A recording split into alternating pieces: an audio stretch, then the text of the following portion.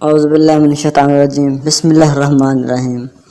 دوستو، ازواجی زندگی میں ایک پہلو یہ بھی ہوتا ہے کہ زندگی میں میاں بیوی ایک دوسرے کے ساتھ ہوتے ہیں۔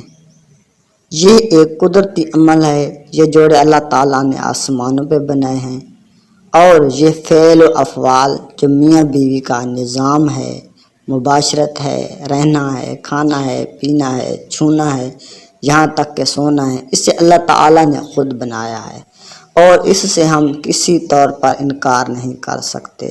ارشاد نبوی میں ہے کہ یہ جو تمہاری بیویاں ہیں تمہاری کھیتی ہیں، تم جس طرح جیسے چاہو اس میں آ سکتے ہو، لیکن ہرگز ایسا مت کرنا جس سے تمہیں منع کیا گیا ہے۔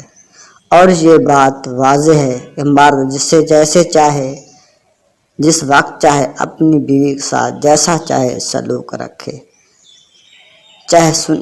اور جیسے چاہے سنت کے مطابق استعمال کرے، جیسے چاہے مباشرت کرے، یہ اس کا حق ہے۔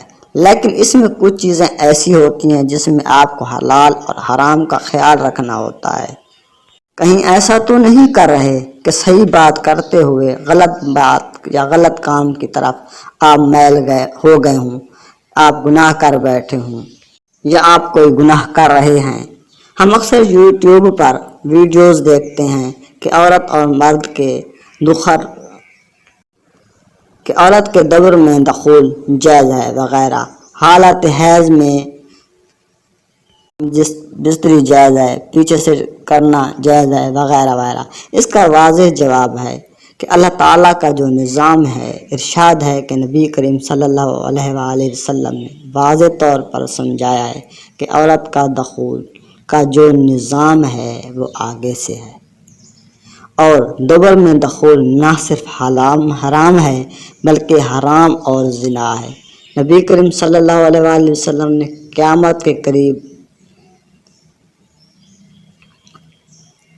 بہت سے لوگ ایسے ہوں گے جو اپنی بیوی سے زنا کریں گے، تو صحابہ کرام صلی اللہ علیہ وآلہ وسلم نے عرض کیا کیسے؟ تو آپ صلی اللہ علیہ وآلہ وسلم نے واضح جواب دیا کہ ہم بستری آگے کی بجائے پیچھے سے کریں گے۔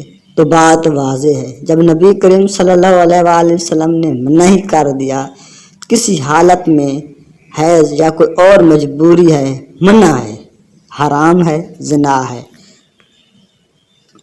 لیکن جو عورتیں اور مرد یہ کام کرتے ہیں وہ بہت بڑا گناہ کرتے ہیں، اور مختلف بیماریوں میں مبتلا بھی ہو سکتے ہیں، کیونکہ سنت کے منافی کوئی بھی کام جنت کی طرف نہیں، جہنم کی طرف لے جاتا ہے، تباہی کی طرف لے جاتا ہے۔